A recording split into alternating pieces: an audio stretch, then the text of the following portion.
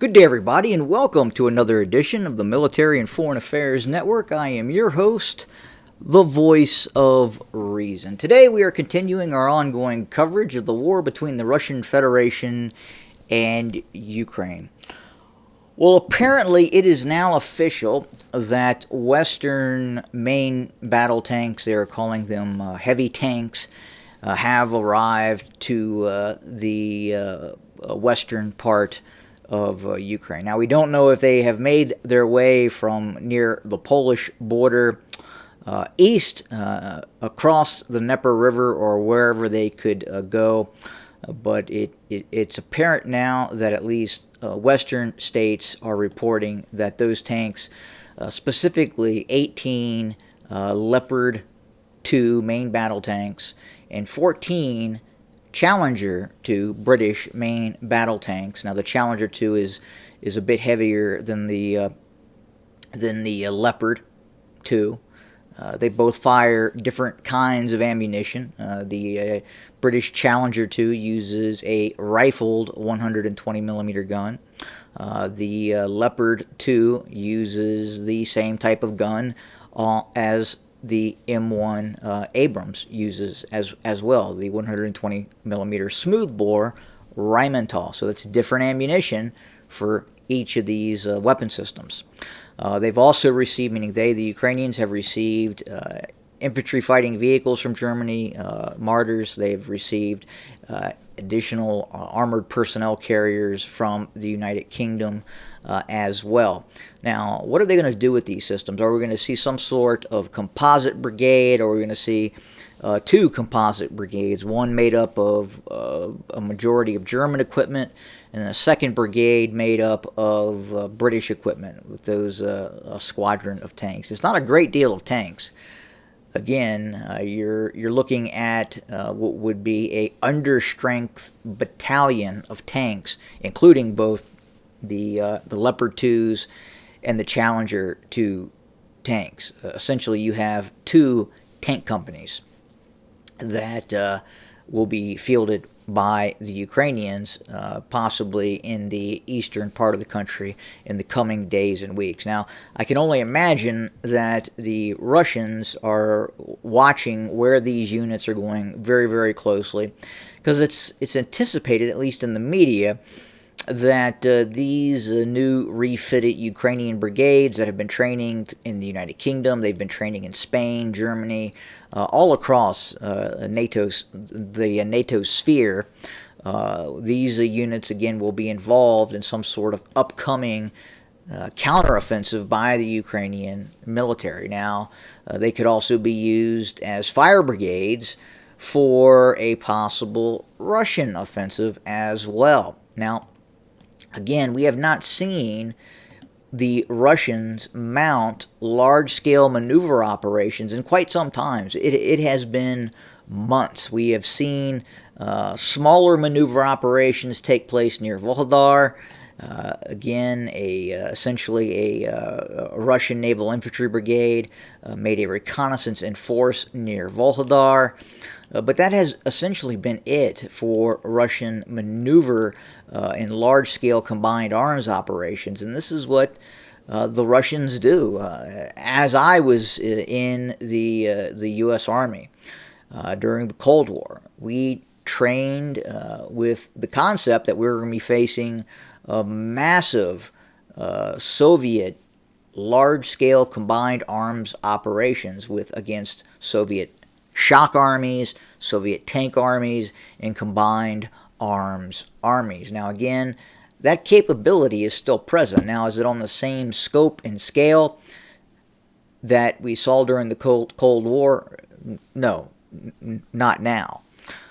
But with that being said, after several months of mobilization and a lack of maneuver warfare, what we've essentially seen over the course of the last several months are large-scale infantry engagements taking place near Bakhmut and Avdiivka and other places as well. Now, we haven't seen those large mechanized operations that we saw early in the campaign. Now, obviously, things did not go well for the Russians, especially north of Kiev.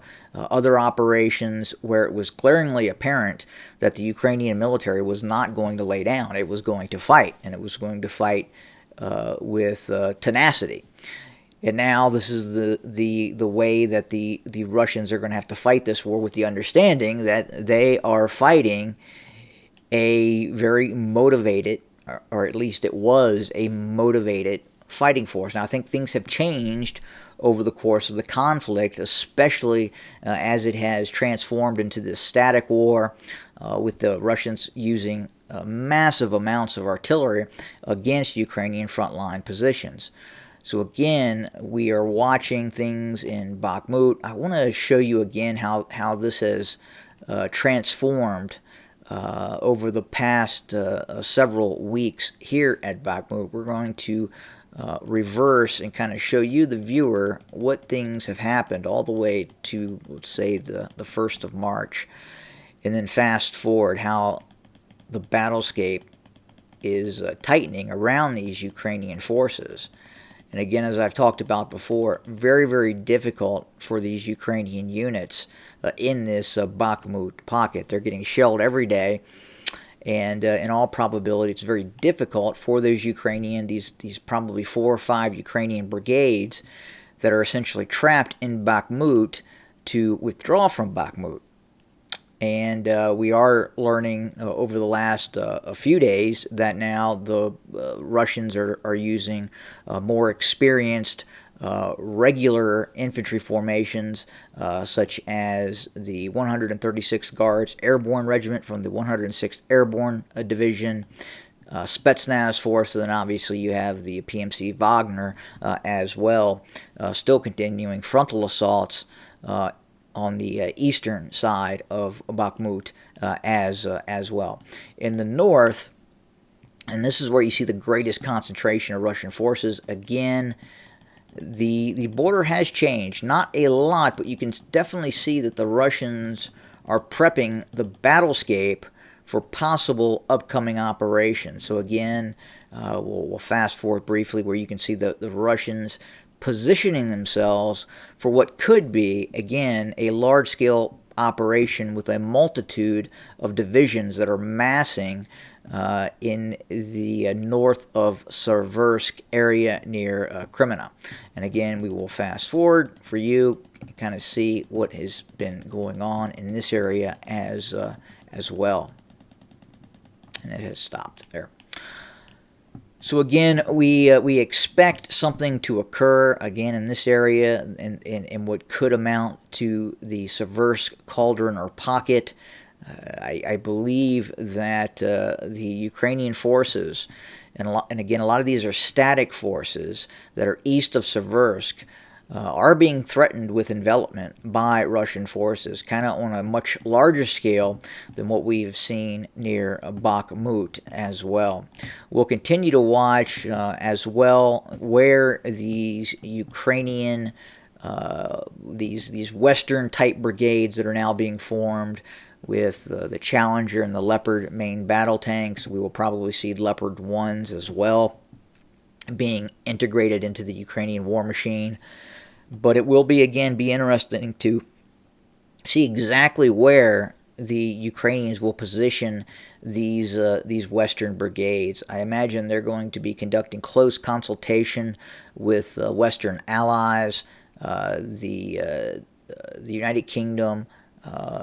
The NATO forces do not want to see. It is not in the best interest of NATO to see these new Western-type composite brigades just get decimated along the front lines, and then give the Russians the opportunity to display these destroyed Western tanks.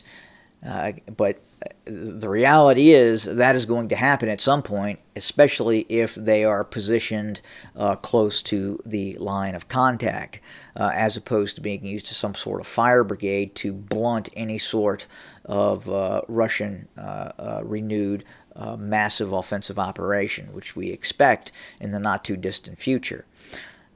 Now, again, the Russians also have the capability to reach out and touch these units from great distance, especially if they're being used in any sort of motor pool, or even they are attempting to hide themselves. They can still be attacked by long-range Russian systems. They can be attacked by Russian aircraft, and they can also be attacked by Russian cruise missiles and drones as well. So just because they are not on the front line does not mean these brigades are not at risk of being attacked by Russian forces. I would imagine they are priority number one for Russians.